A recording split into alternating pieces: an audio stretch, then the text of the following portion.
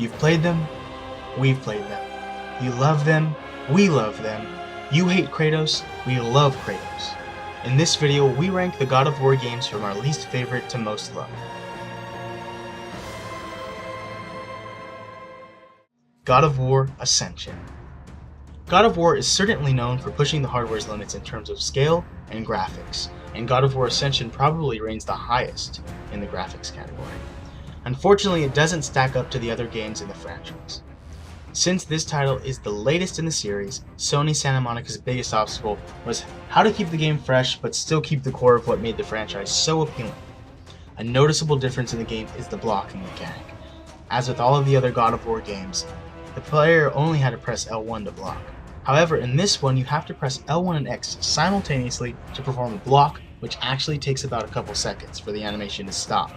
This means you are left completely vulnerable if you whiff the block. This was a way the developers tried to create balance, but doesn't necessarily make the game fun. Another change was that you had to have a full gauge in order to perform a full combo, which made the game less fun and more frustrating. This game definitely falls under the expression, if it ain't broke, don't fix it. They also added multiplayer, which was a nice way to add something new to the franchise. However, it fell short with balancing issues, and newcomers to the mode would get demolished by veteran players.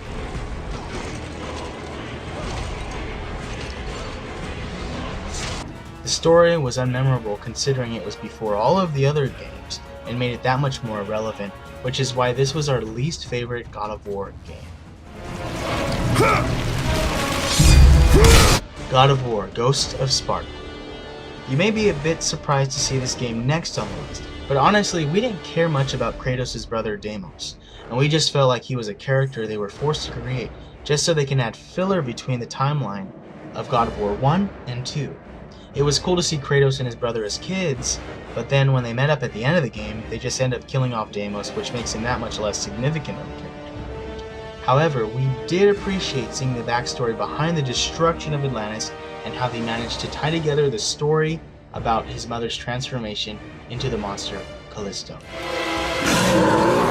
The alternate weapons of the spear and shield were alright, but definitely not as fun to use as the Gauntlet of Zeus. Speaking of the Gauntlet of Zeus, God of War Chains of Olympus was probably the first game in the series that had a weapon that was fun to use other than the iconic Blades of Chaos. This game was also the first God of War title to be on the PSP, which was quite a feat to accomplish, so we commend Ready at Dawn for making this game on limited hardware. The initial battle with the Basilisk was outstanding, as well as getting into a fight with the Persian king while the Basilisk was causing destruction to the city in the background.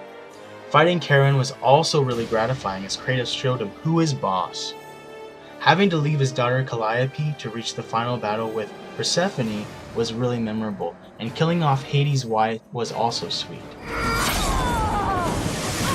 And it was also very satisfying to see the backstory of Atlas and how Kratos basically forced him to hold the world on his shoulders after defeating Persephone. The gods of Olympus have abandoned me. God of War. The one that started it all back in 2005 for the PlayStation 2. Everyone knows the Hydra battle as Kratos, the Ghost of Sparta, a man of very few words, was introduced to the gaming culture and forever forged in history.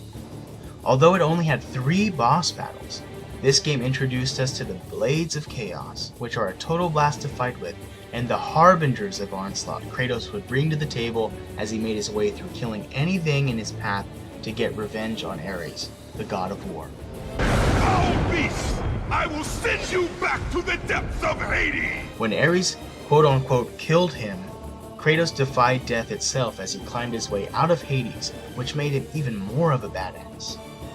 We were touched at the end when Kratos had to fight several clones of himself while trying to protect his family. We were then greeted by an epic final boss battle with Ares as a giant, fighting Kratos as a giant. This was the catalyst for further amazing sequels in the franchise. I was trying to make you a great warrior. You succeeded.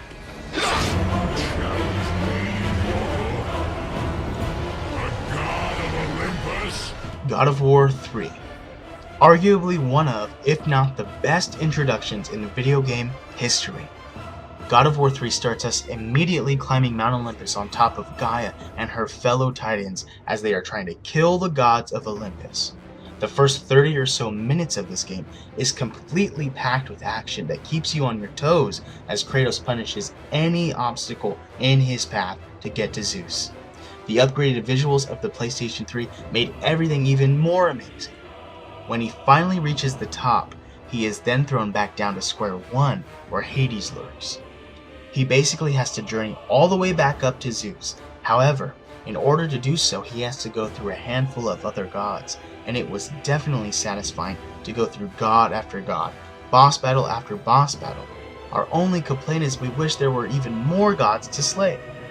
The fight with his half-brother Hercules was also intense, and the atmosphere surrounding it was superb, and using the Nemean Cestus was a blast. We were also introduced to Pandora herself, who reminded Kratos of his daughter Calliope. We were a bit confused as to why her goal was to reach her box, but in the end she managed to give Kratos hope in order to defeat Zeus. Hope is what makes us strong. It is why we are here. Unfortunately, the greatness started to die down a bit at the end, which is why this was our second most favorite out of all the games.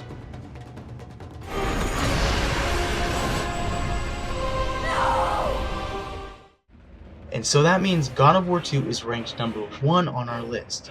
Very similar to God of War 3, the beginning of this game was a roller coaster. The major difference between the two was that the ride never stopped in God of War 2 until the very end of the game, when we're left with a cliffhanger on the cliffs of Mount Olympus. Zeus, your son has returned! I bring the destruction of Olympus! This game featured so many great boss battles, such as the Apollo statue, Uriel, the Barbarian King, Kraken, and the Sisters of Fate. This power was never meant for a mortal like you! This game also improved on everything from the first God of War, from the combat, the pacing, the length, and the variety of enemies. We were also given the wings of Icarus after pulling them off Icarus himself, which added another dimension to the game. Although we know other players were able to pull off crazy combos with the alternate weapons, we felt that they weren't as fun to use, and we just kept finding ourselves coming back to the blades of Athena. The story was also quite entertaining, as Kratos is given another reason to take vengeance against the gods. I am what the gods have made me!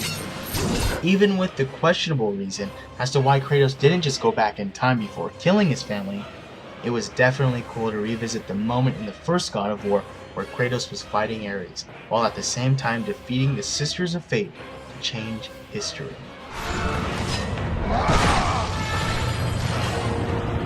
There you have it, folks. Our ranking of the God of War games from our least to most favorite. Does your list match ours? Let us know in the comments below. If all on Olympus will deny me my vengeance, then all on Olympus will die. I have lived in the shadow of the gods for long enough. The time of the gods has come to an end. All of us here at Heroic Enemy are super stoked for the next God of War game. We want to hear your thoughts on the matter. Do you want a sequel, a prequel, a reboot, or do you want Kratos to come back? Let us know in the comment section below. Thanks, guys.